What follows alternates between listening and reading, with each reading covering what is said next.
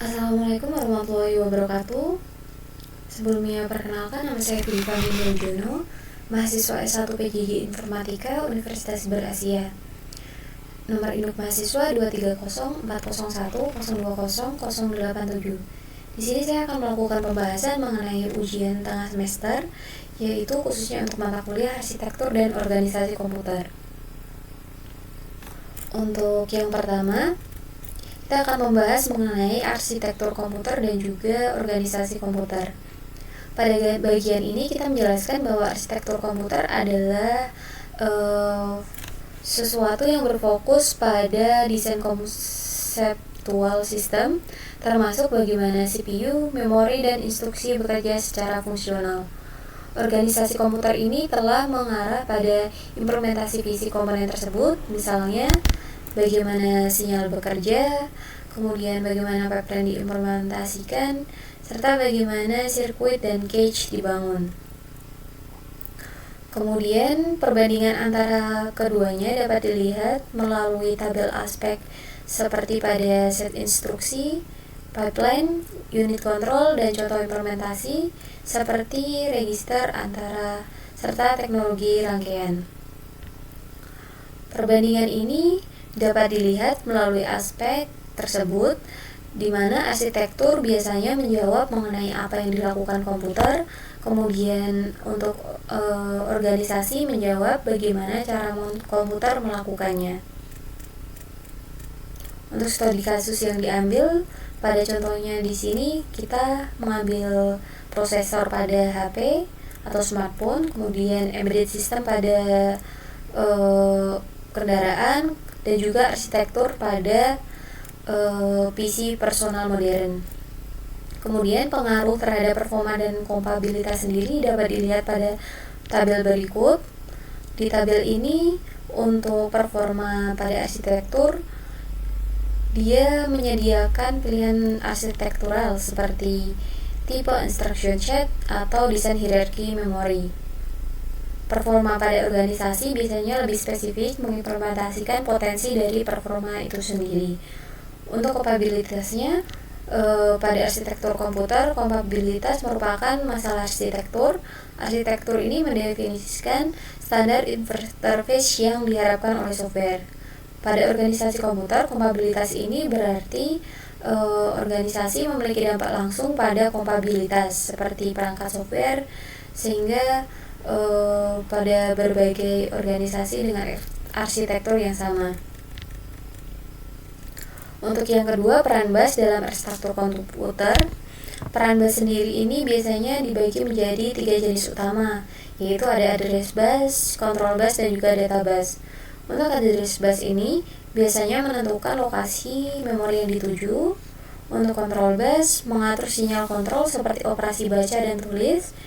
Untuk database biasanya membawa data aktual. Di sini dapat dilihat bahwa ketiganya saling bekerja sama memastikan bahwa CPU, memori, dan perangkat I/O dapat berkomunikasi dengan baik dan benar dan efisien. Konsep seperti command decoding, buffering, lalu status reporting, serta error handling ini dapat didefinisikan sebagai berikut, di mana keseluruhan ini merupakan bagian yang sangat penting dari proses kerja bus itu sendiri. Untuk contoh yang digunakan, perangkat input biasanya ada keyboard, mouse, microphone, dan juga webcam. Untuk perangkat output biasanya ada monitor, speaker, printer, dan proyektor. Desain arsitektur bus ini biasanya memiliki dampak besar pada multiprogramming, terutama karena bus ini merupakan media transmisi yang bersama.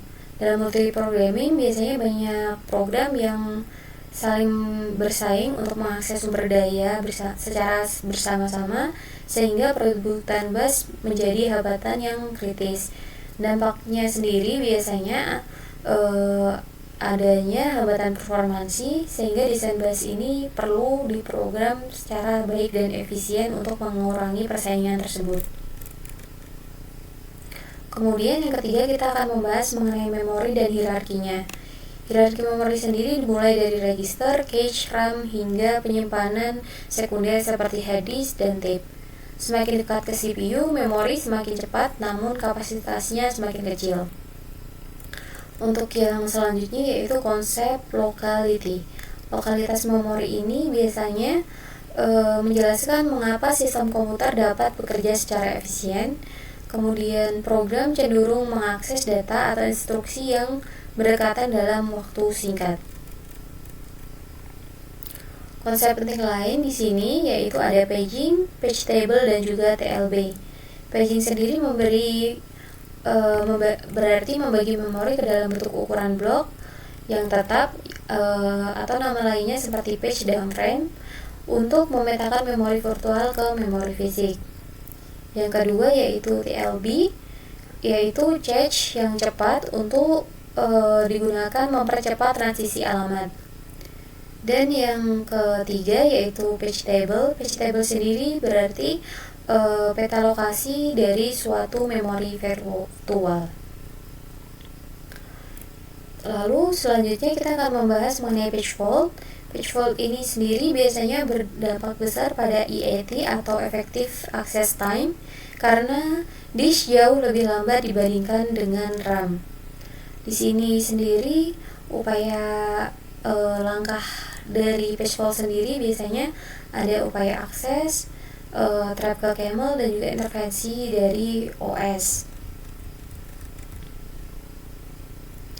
Contoh dari page fault sendiri biasanya terjadi pada saat kita membuka banyak tab pada browser yang menyebabkan RAM penuh, sehingga pada saat kita mencoba membuka untuk tab baru ini biasanya sistem harus memindahkan tab yang lama ke hard disk agar tab baru bisa terbuka.